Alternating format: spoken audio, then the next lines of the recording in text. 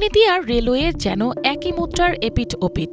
নানা অনিয়ম দুর্নীতির বৃত্ত থেকে যেন বের হতেই পারছে না খাতটি। বড় বড় প্রকল্পের অনিয়ম আকাশছোঁয়া। একটা প্রকল্প ও তার ব্যয় এবং কার্যকারিতা নিয়ে বছর জুড়েই সংবাদ মাধ্যমে আলোচনায় থাকে বাংলাদেশ রেলওয়ে। সম্প্রতি রেলওয়ের একটি ব্যর্থ প্রকল্প নিয়ে গণমাধ্যমে ব্যাপক সমালোচনা চলছে, যেটি মাত্র ২ বছরের মাথায় মুখ থুবড়ে পড়ে। ৩৮ কোটি টাকার ওয়াশিং প্ল্যান্ট প্রকল্প কিভাবে মাত্র ২০ মাসে নষ্ট হয়ে গেল তার কোনো হদিস নেই। ট্রেন ধোয়ার পেছনে এত ব্যয়। কমলাপুরের দুটি অত্যাধুনিক স্বয়ংক্রিয় ওয়াশিং প্ল্যান্টের চমকপ্রদ ঘটনাটি এখন গণমাধ্যমের শিরোনামে। ২০১৯ সালে ৩৮ কোটি টাকা খরচ করে যুক্তরাষ্ট্র থেকে দুইটি ওয়াশিং প্ল্যান্ট কিনেছিল বাংলাদেশ রেলওয়ে, যার একটির অবস্থান ঢাকার কমলাপুরে, অন্যটি রাজশাহীতে। দুঃখজনকভাবে মাত্র ২০ মাসের মধ্যে প্ল্যান্ট দুটির কার্যক্রম বন্ধ হয়ে যায়।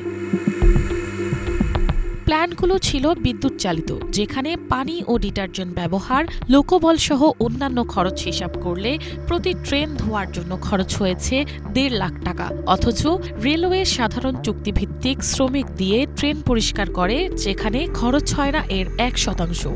২০২১ সালে ওয়াশিং প্ল্যান্ট দুটি উদ্বোধন করা হলেও ২০২৩ সালে ঢাকার প্ল্যান্টটির কার্যক্রম বন্ধ হয়ে যায়।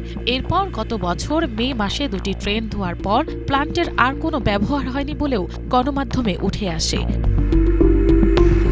স্বয়ংক্রিয় ওয়াশিং প্ল্যান্ট কেনার সময় বলা হয়েছিল, সনাতন পদ্ধতিতে ট্রেন ধোয়ার কাজে যে পরিমাণ পানি খরচ হয় এর চেয়ে প্রায় ৯০% কম পানি প্রয়োজন হবে।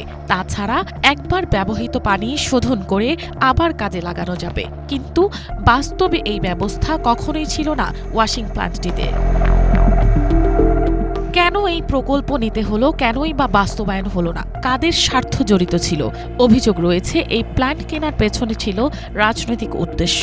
এই প্রকল্প বাস্তবায়নে চট্টগ্রামের সাবেক সংসদ সদস্য ABM ফজলে করিম চৌধুরীর নাম উঠে আসে। চট্টগ্রামের প্রাক্তন এই সংসদ সদস্য ২ মেয়াদে রেলপথ মন্ত্রণালয়ের সংসদীয় স্থায়ী কমিটির সভাপতির দায়িত্বে থাকাকালে তার মাধ্যমেই প্ল্যান্ট দুটি কেনা হয়েছে বলে সংবাদে উঠে আসে।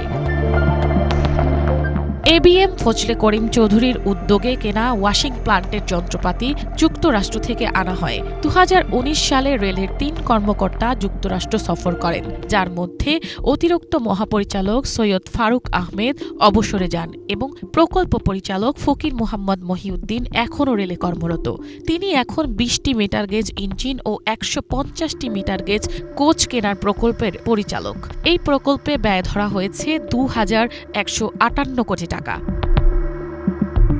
২০০৯ থেকে ২০২৩ সাল পর্যন্ত আওয়ামী লীগ সরকারের আমলে রেলের উন্নয়নে ১ লাখ কোটি টাকারও বেশি ব্যয় করা হয়, যার বেশিরভাগই বিদেশি ঋণ। অথচ রেলের আয়ে কোনো উল্লেখযোগ্য উন্নতি ঘটেনি। ২০০৯-১০ অর্থবছরে রেলের বার্ষিক লোকসান ছিল ৬৯১ কোটি টাকা। ২০২২-২৩ অর্থবছরে যার লোকসান গিয়ে দাঁড়ায় ১,৫০০ কোটি টাকারও বেশি। এ জাতীয় প্রকল্পের সঙ্গে জড়িতদের জবাবদিহির আওতায় আনা না হলে অনিয়ম চলতেই থাকবে আর অপচয় হবে রাষ্ট্রীয় অর্থের। তবে এসব অনিয়ম দুর্নীতির মধ্য দিয়ে এই খাতে আর্থিক ক্ষতি কতদূর গড়িয়েছে সেটাই এখন বড় প্রশ্ন। মিনালা দিবা, বাংলাভিশন, ঢাকা।